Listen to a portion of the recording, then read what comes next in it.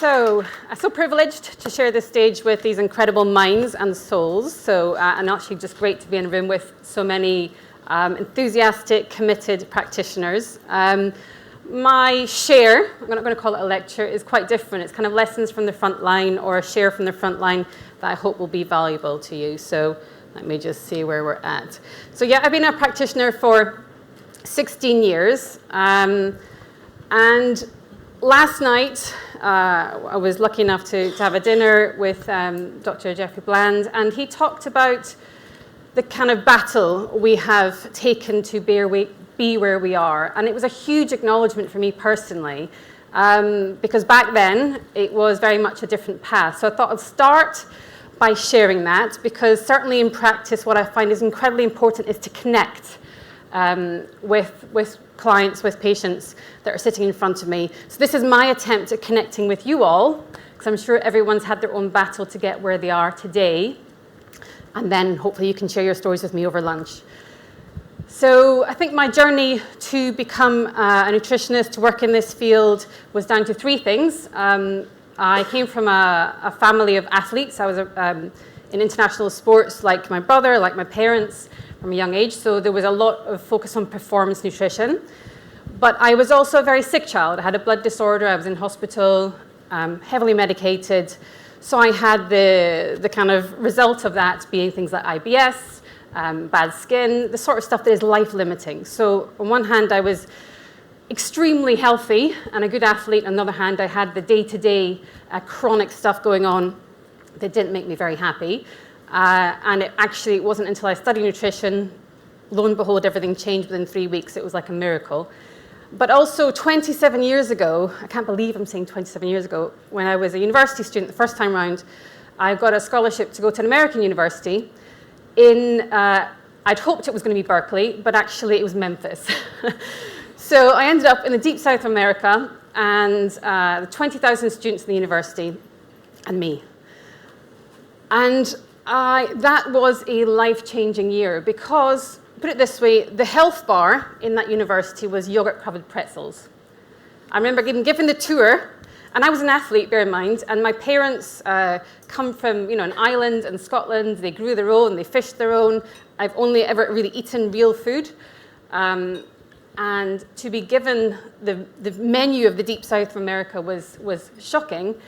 But more than that, I felt like I was walking into a land of the living dead. And I don't say that lightly. People were so morbidly obese at age 18, 19, that there was these phones you could pick up called the Tiger phone, for whatever reason. It was blue, it makes no sense. And you could get driven across campus if you couldn't walk, because American campuses are sprawling. And it was transformative. I could not believe what I was seeing. I couldn't feed myself because the canteen everything tasted dirty. And actually my son, who's 10 now, I'll just diverse a little bit, he told me one time, I really want to go to Old MacDonald's farm. All my friends go to Old MacDonald's farm. I'm like, it's not a farm. Not a farm. Please, please, please, please, please, Mum. I'm like, right, drive through, hide. I said, I had to do this once. He took a bite, he said, it's dirty, tastes dirty. I thought, yes.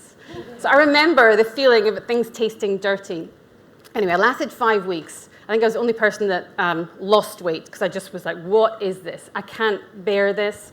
But more, it was upsetting, deeply, deeply upsetting to see people my age, effectively in your prime, killing themselves. Morbidly obese or ill or already popping pills or only ever eating out of a microwave. It was so shocking. So I went to the university dean and said, give me a stipend, give me money and I'll do this myself.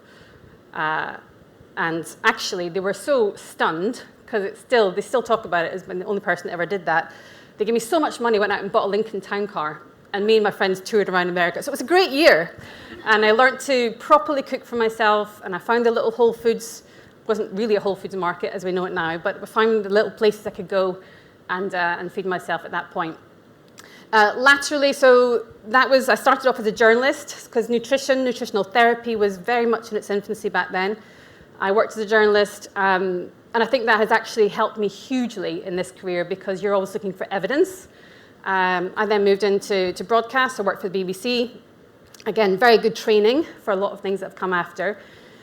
And it wasn't until I listened to a lecture from someone inspirational, like these guys, that I was like, that's it. I come from a medical family, but I was never drawn into, I didn't want to be a doctor actually, but it just landed. It was like an epiphany, a light bulb moment. That's what I want to do. So I studied along, the late hours that you do when you're juggling a career and second time uni. And I actually, 26, 27, I gave up a very well-paid media career. And it's kind of ironic, 6-figure salary to £6,000 for the next couple of years. It was a pretty dramatic change. And I set up my first retreats. I moved down to southern Spain, lived on a hillside with goats. I mean, it could not have been more of a contrast from the world that I'd been in to the world that I stepped into. And then to kind of final piece of the pie for me, because media, it was really a difficult world to be in, especially as a woman. You know all about that now. And I actually checked into an ashram because I was very fascinated by Ayurvedic medicine, which was talked about a little bit there. And I spent 9 months living in an Indian ashram, 20 days of silent meditation, doing my yoga training.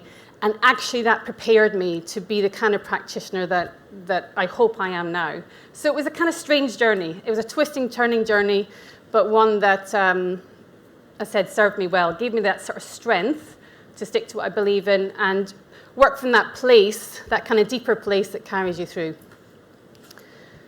So I just want to kind of explore this idea because we're all different, right? We're all doing this incredibly important job with our clients, one-on-one, but who are you when you're in that room? I have learned the hard way what I'm not. There's a great book called The One Thing that talks about this maker in the morning, manager in the afternoon, and I've learned that that's how my mind works. I have to do the deep work, the thinking work in the morning, and in the afternoon I manage my life. I have 2 kids, I'm a single parent, I have a business, I travel. All that stuff is kind of afternoon stuff, but in the morning I ring fence, airplane mode, don't answer emails, go to that place where you can tap into your knowledge or learn. And that, for me, and there's some good science around it as well, The One Thing is a good book if you're into that. I also think about it in terms of sprinting or being a long distance. Maybe this is the background in athletics, but I know I'm a sprinter. If I had to be in my clinic every single day working with clients, I would burn out, and I've done it in the past. And we had some great conversations last night when we were sharing with other practitioners that that's kind of how they felt. And how do you get back from that? How do you give the best version of yourself to those clients and not feeling like, oh, this is too much. I can't draw on that strong part of myself. So I dip in and out. I have a portfolio career, and I kind of have intensive work modes and then step back. Intensive work modes and then step back. And build in that recovery and that repair and that self-care almost daily, but I would say in a kind of weekly schedule. Always going back to your why. And this obviously is very important for clients as well in terms of getting their compliance for your program that you're going to work with them on. Why? Is their why big enough? Are they ready to make that change? But doing what we do is also really important. So now that I no longer earn £6,000 a year, part of my meaning is that I've got a charity partnership with a charity called Mary's Meals. So I work a lot with fasting, as in telling people to cut down their food. So it made perfect sense for me that a proportion of all the income that comes from that actually goes to feed some of the people that wouldn't otherwise be able to get a meal. So they take kids from the poorest part of the world, take them into school to give them a meal, so they get education and nourishment. So it just adds more meaning. It means those difficult days, I know there's a bigger picture at play. Forever students of learning, I'm pulling some of the stuff that Jeffrey said last night, because again, it was so meaningful and so heartfelt. It really impacted me.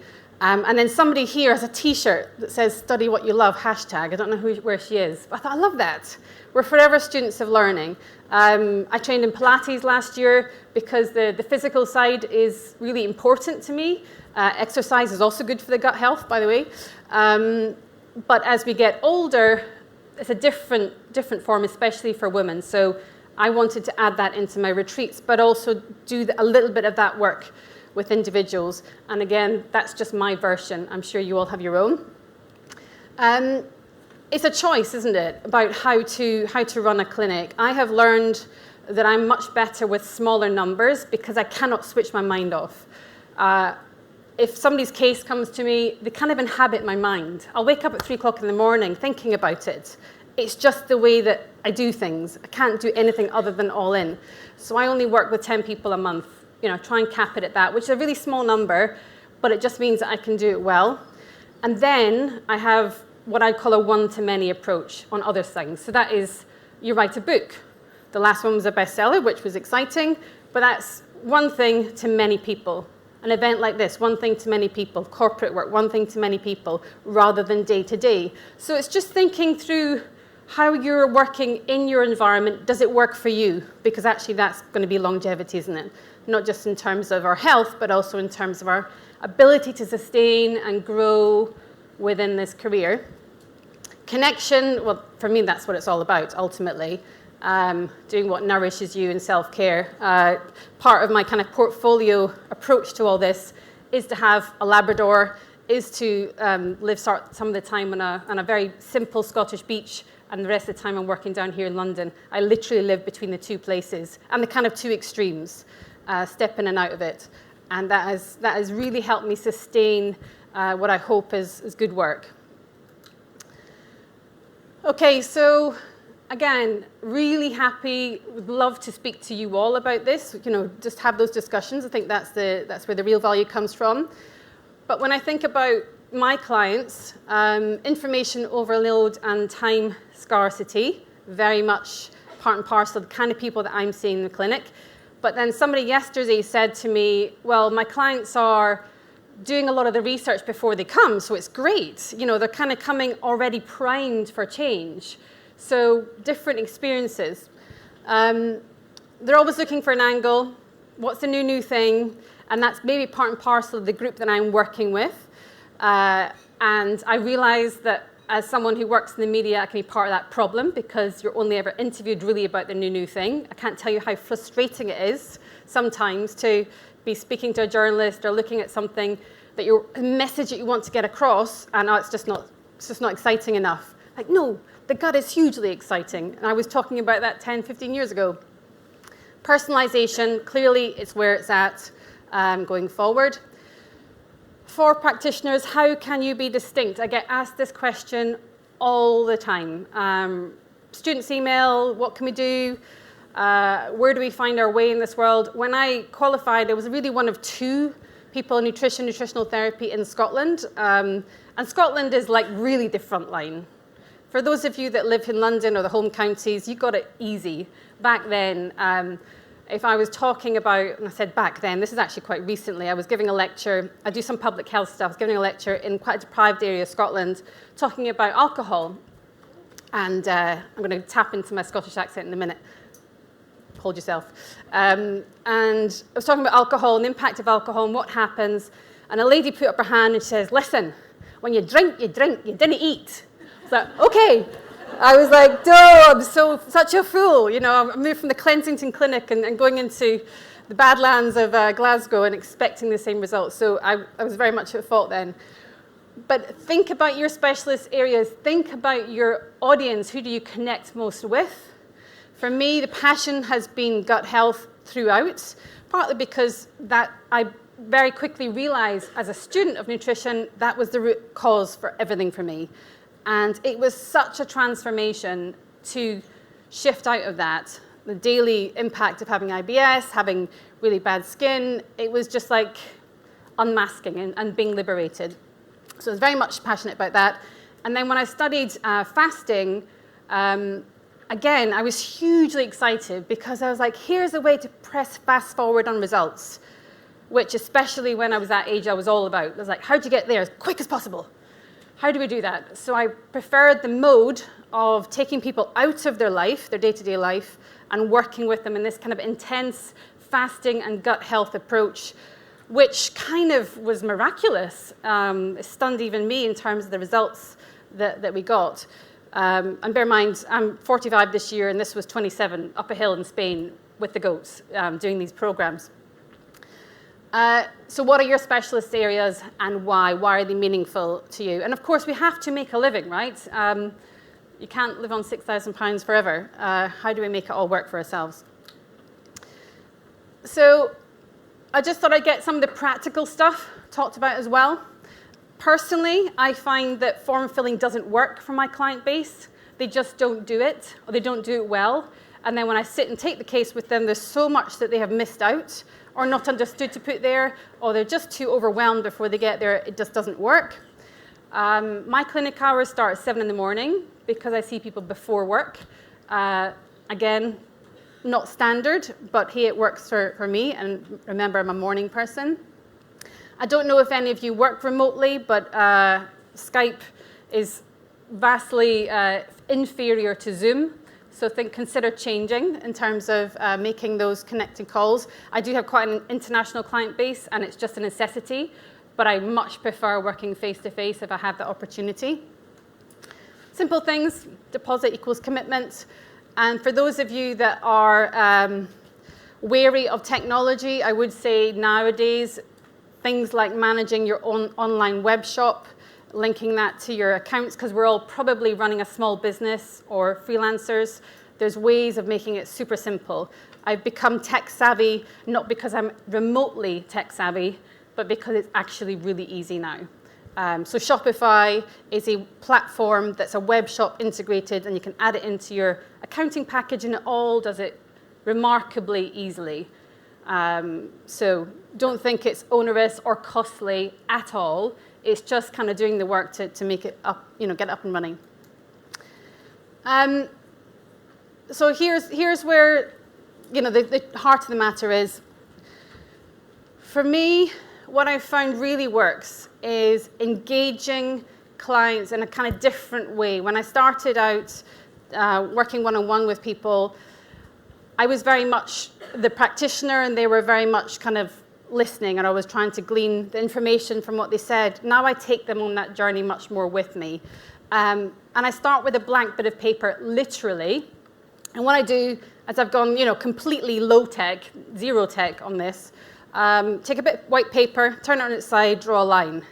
And I say to them, this is your health timeline, and we're going to plot it together. I make them do it. I make them write things down. Because what I discovered was I get different quality of information when you do that. It takes time, but it's worth it. So, not surprisingly, given we're talking about gut health, on that timeline, so say pretend this is a white sheet of paper. The line is along the end here. So at one end is the day they were born. And by the way, are also asking about the health of the mother before they were born, so looking at fetal programming stuff. And then below the line is all the influencing factors. So, was your mum smoking? Did your parents get divorced? Did you get married? Did you move to a different country? Were you depressed? All that sort of stuff. So there's things that they might not acknowledge as important because they're not aware that it's important, or just that nobody's ever said, by the way, those things do influence your health outcomes and how you feel day to day. And then above the line, plotting what happened and when. And it was like when Stephen said about the antibiotics, and you ask somebody about antibiotics, they're, oh yeah, once or twice. No, it can be like 16, 17 times by the time you plot the timeline. And then you also see patterns quite clearly. So with things like weight gain and weight loss, what was going on at that time in their life? What about burnout? What was going on at the time in their life? So it becomes this quite intimate dialogue, and they get a snapshot that they've never seen before. Of why they are where they are. And it is the simplest thing. There's nothing sophisticated about it at all. It's literally going, let's look at this. And then I scan it, so it goes into their file, but they keep it. Because actually it becomes quite an intimate document for them. It has meaning. So clearly, as I said, I'm asking them about things like were they premature? Was your mum a smoker? Were your parents drinkers? Were they under stress? Were you born by C-section? All the things that we know influence the early setup of the microbiome those first 3 years. What kind of environment did you live in? Then all the sort of standard things about what may have happened, childhood illnesses, that sort of thing. So you build this picture.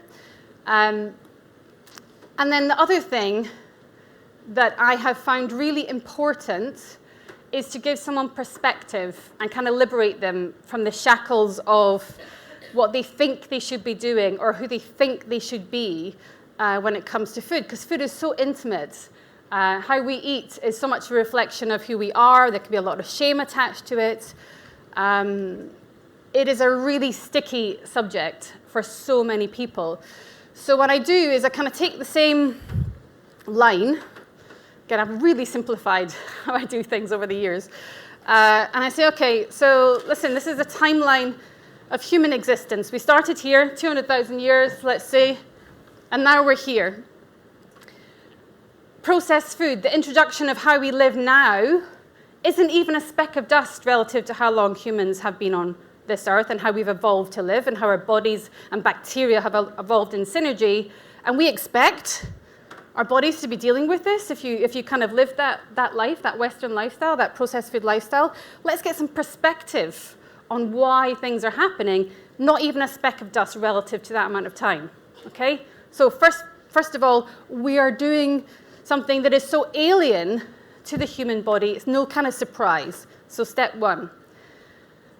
And then in that, also, I find it really important to, I say liberate them, because it kind of, is that how it feels? I see their shoulders changing, talking about things like, wanting something sweet is natural, it's inbuilt, it's kind of human instinct. Trying to unstick the complex relationships people might have, especially with things like sugar, and allow them over time to recognize that they're not weak or they're not lesser than because they have an issue with food. Actually, just at that very beginning, just dropping that nugget in, just to say, by the way, we're kind of all part of this chemistry experiment, and we're all built in certain ways, and our bodies actually work to store energy.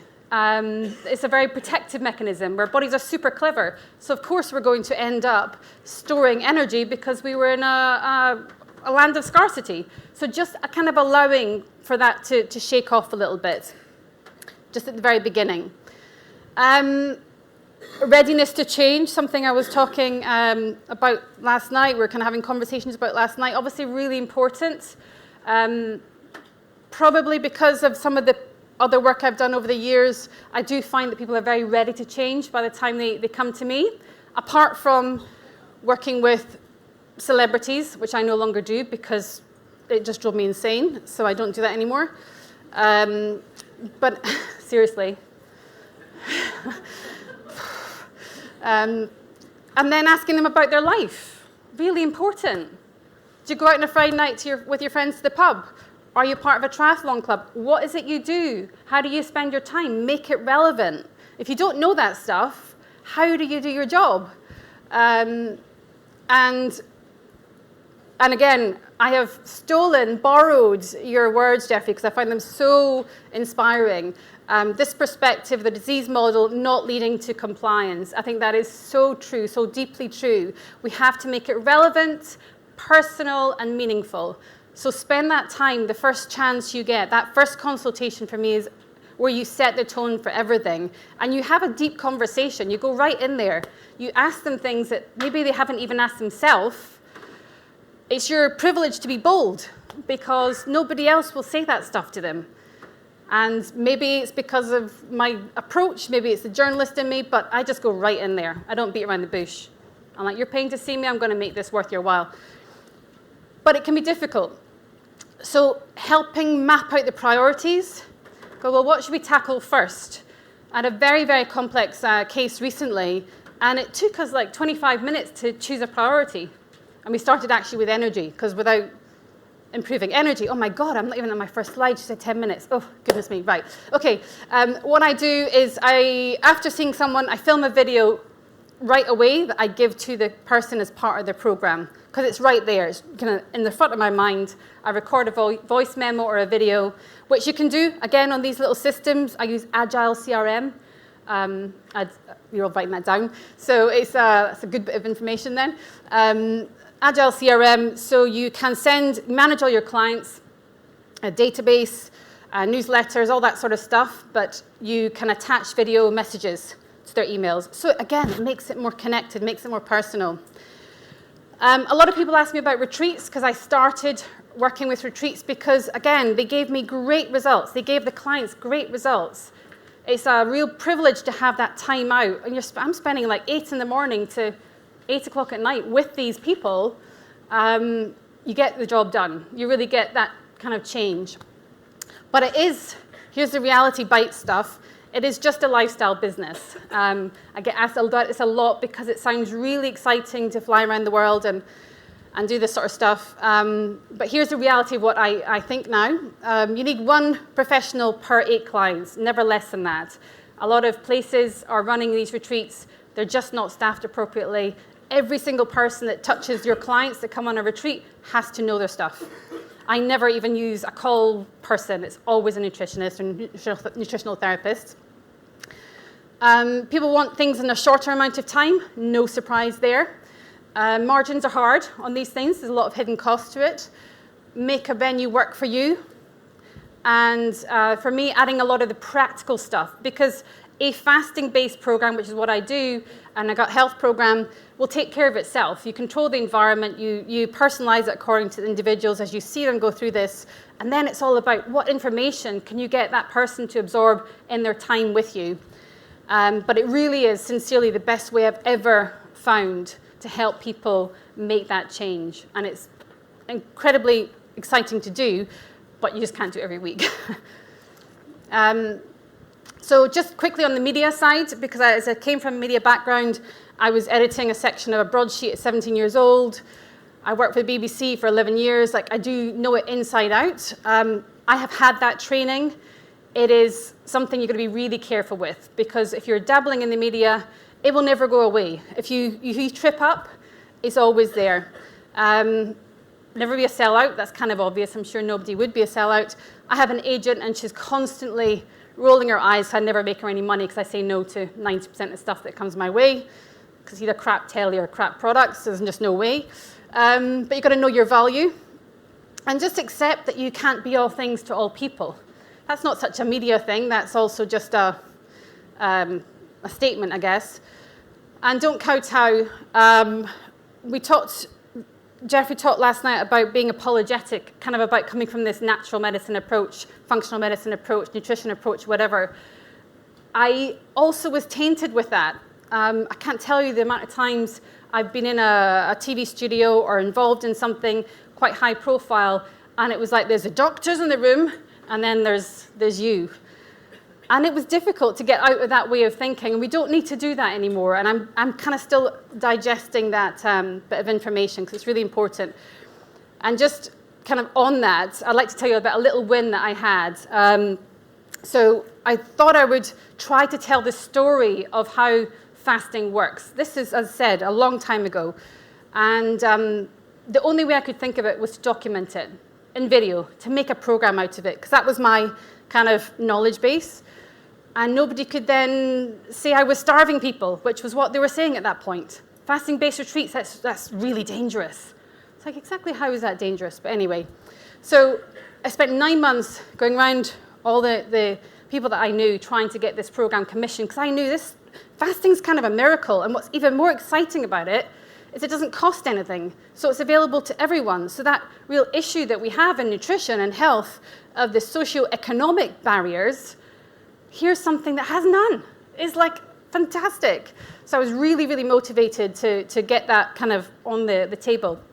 So spent a year, 9 months, 10 months of my life trying to get someone to commission a program, which finally I did. And I was really glad to report that became a series that went to 20 different countries, 7 different networks. We made, I don't know how many programs, about 19 different programs of multiple stories, all about how fasting changes chronic health. And of course, it wasn't just fasting, it was everything else that we all do, but that was the story that was told. And then a bit years on from that, when the programs that were coming out about the extremes of diet, what happens if you eat McDonald's every day? I can't remember what it was called now, but you know the one I'm talking about. Thank you, yeah. I thought, what about the middle ground? Because that's not the battleground we're all talking about.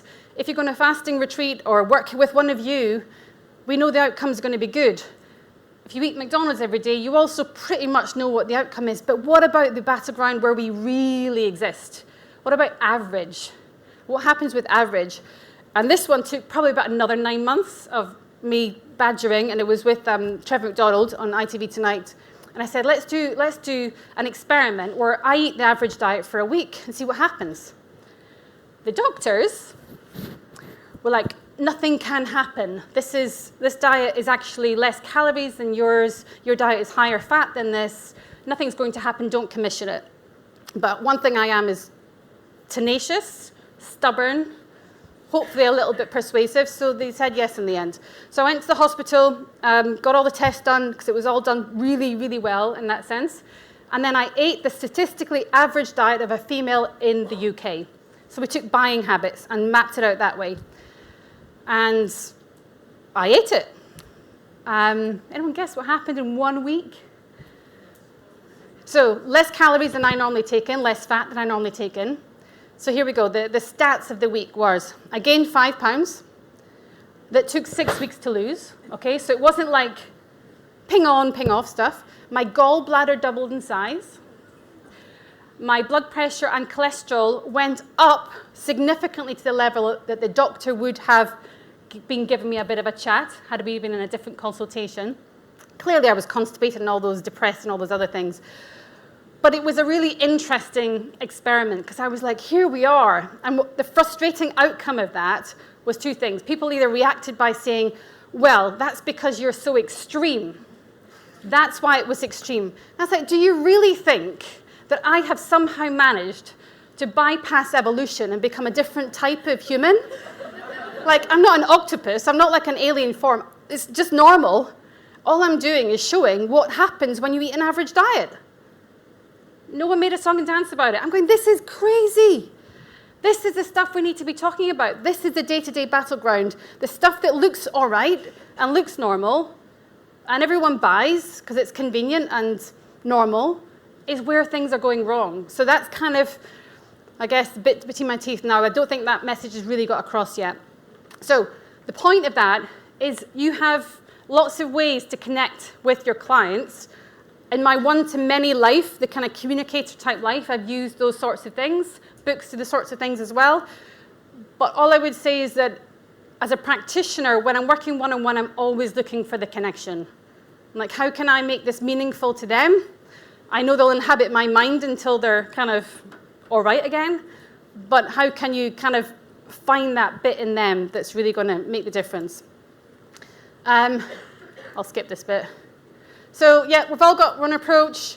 The very basics of it, supplement a good diet. I think we all know that. Movement counts for me. I call it a daily 15, either 15 minutes of Pilates or something similar, Tabata, resistance training, meditation, 15,000 steps.